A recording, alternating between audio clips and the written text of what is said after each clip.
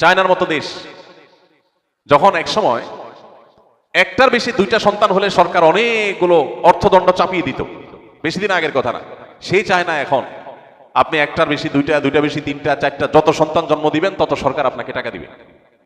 বেশি দিন লাগে নাই। পৃথিবীর মানুষ আর কখন বুঝবে?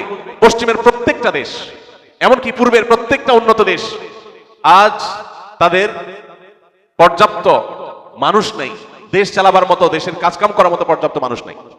জার্মানির মতো দেশ হাজার হাজার লাখো সিরিয়ান রিফিউজিদেরকে জায়গা দিয়েছে। কেন জায়গা দিয়েছে? কারণ তাদের দেশ চালানোর মতো মানুষ নাই। রিফিউজিদেরকে ঢুকায়া তাদেরকে কাজ শিখায় কাজে লাগাই দিচ্ছে। গোটা পৃথিবী আজ ক্রাইসিসে আছে, প্রত্যেকটা দেশ ক্রাইসিসে আছে, মানুষ নাই। বৃদ্ধ দিয়ে দেশ ভরে যাচ্ছে, ইয়াং জেনারেশন তৈরি হচ্ছে না, কারণ ওই যে বৈবাহিক যে সম্পর্ক, পারিবারিক ব্যবস্থাপনা, এটাকে ভেঙে ফেলা হয়েছে। চায় না, বিয়ে যখন করতে চায় না, সন্তান হয় না, আর সন্তান যখন হয় না, জেনারেশন গ্যাপ তৈরি হয়ে যাচ্ছে। ভাইরা আমার, এরা আমাদেরকে সেই প্রস্তাব দিচ্ছে, পশ্চিমের সেই বস্তা পচা সস্তা প্রস্তাব দিচ্ছে। বাংলাদেশে স্বামী স্ত্রীর মধ্যে দাম্পত্য সম্পর্কের মধ্যে দিন দিন ফাটল ধরছে, আমাদের সম্পর্কগুলো দিন দিন খারাপ হয়ে যাচ্ছে, এতে কোনো সন্দেহ নেই।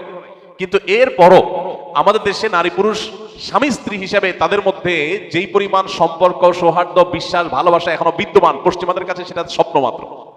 ওরা কল্পনাও করতে পারে না যে আমাদের এখানে স্বামী স্ত্রী একে অন্যকে কিভাবে ভালোবাসে, কতটা বিশ্বাস করে এখনো পর্যন্ত। কিছু বিচ্ছিন্ন ঘটনা তো আছেই, কিন্তু এখনো পর্যন্ত বেশিরভাগ ফ্যামিলিতে স্বামী স্ত্রী একজন আরেকজনকে ছাড়া বাঁচবে না, এমন একটা অবস্থা। পশ্চিমের লোকেরা এগুলো কল্পনাও করে না।